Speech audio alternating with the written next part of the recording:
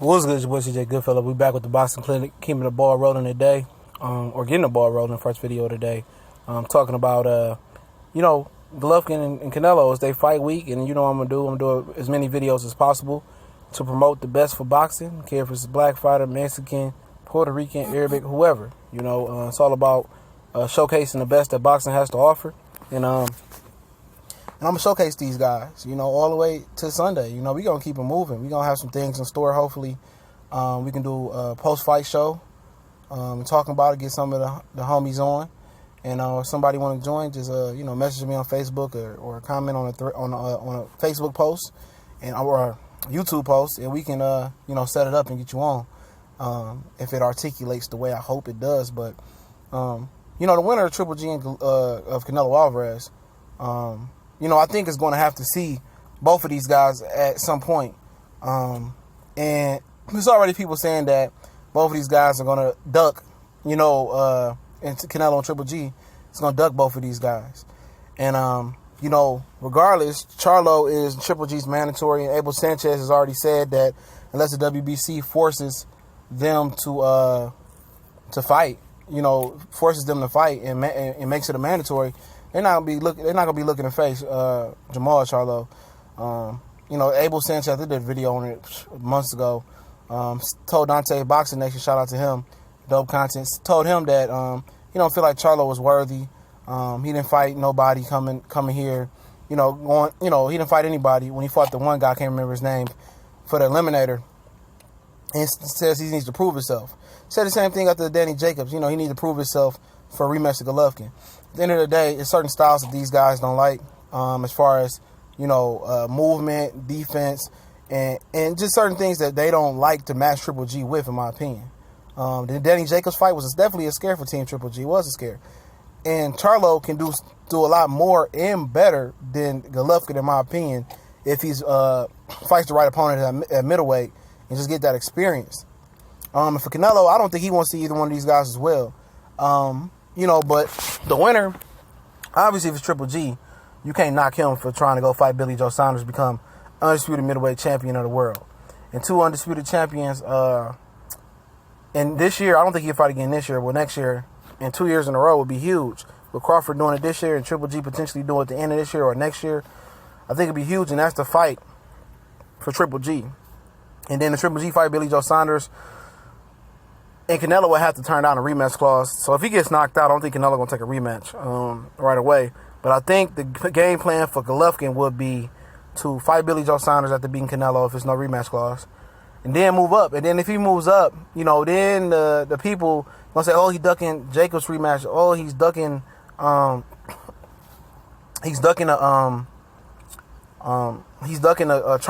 Charlo match. He's ducking now, especially if Demetrius Andrade moves up and Lara moves up and some of those other big junior middleweights moves up. People are gonna be like, oh, he's ducking him. And at the end of the day, this is he's moving up now to fight nobody. The middleweight has a lot of super middleweight has a lot of unknown commodities there, but it is what it is for him. I think whatever he damn if you do, he damn if you don't. He's in a tight situation. Triple G, if he gets the lineal undisputed champion and then, moves up, and then people will say he ducking them. But at the end of the day, I ain't mad at him. He want to move up and become a two-time world champion and get immediate, a title shot at super middleweight. Why not? I don't think he ducking Jacobs. He beat him. I don't think he ducking Charlo. It's just, growth and improvement. He's 35. He's been at middleweight his whole life. It's time to move up and do better things. Now, Canelo would be a whole different situation. I don't think he can move up anymore. He looked horrible at 164.5 versus Chavez Jr. I didn't say he looked horrible. I just said he just looked very, very small versus Chavez Jr. in that match. And I don't think moving up right now is in the agenda. But if he wins the IBF championship in the WBA, Charlo's ranked like 4 or 5 in the WBA. He ranked like 2 or 3 in the IBF. He probably like 2 now. I think whoever won Shevchenko is number 2 now. And let's see if they can politic Charlo. I don't think he's going to try to fight Danny Jacobs or fight Jermall Charlo. I think he's going to feel like he's the boss. He's the super A side if he beats Triple G, and can't nobody tell him shit, And at the end of the day, his fans going to say, how can you question Canelo Alvarez after he beat Triple G? he can do whatever he wants. He already think he can do whatever he wants after beating Austin Trout, beating Anderson Delora, and having a fight with Floyd Mayweather. He beats Gennady Golovkin and proves he can win a mega fight versus the quote-unquote big drama show monster. You know, he going to do what the fuck he want to do. And no sanction body's going to allow him to do whatever he want to do. He ain't going to try to fight Danny Jacobs. He ain't going to try to fight Jermall Charlo as well. You know, he going to feel like he don't have to. He already won the mega fight. And if they build themselves up high enough to make him a big money, then he'll fulfill his obligation to fight those guys. And that's just the real shit right there. He's not going to go out his way. Canelo's not the fighter that's going to go out his way and seek out the toughest competition. And there's not too many of those fighters that's still around. A lot of guys don't want that competition, you know, because the money don't equal with the risk don't equal the reward. That's what I'm trying to say. And you know, he took Triple G on right now because why not? He had nowhere else to go. You know, he couldn't fight Billy Joe Saunders. He was ducking him. He couldn't. I don't know who's he gonna fight. He couldn't squeeze down the Super Canelo weight. He just fought at 164.5. So if Canelo, it's gonna look worse on Canelo if he don't fight Jacobs and Jermall Charlo in the next year and a half. You know, especially after having those belts, he probably gonna fight Shevchenko and defend his mandatory for the IBF. In the WBA, his mandatory would be the winner of Nadama and Ryota. So he might do 2 mandatories next year, and that might be it. You know, he said the Miguel Cotto fight at the end of the year is a no-go.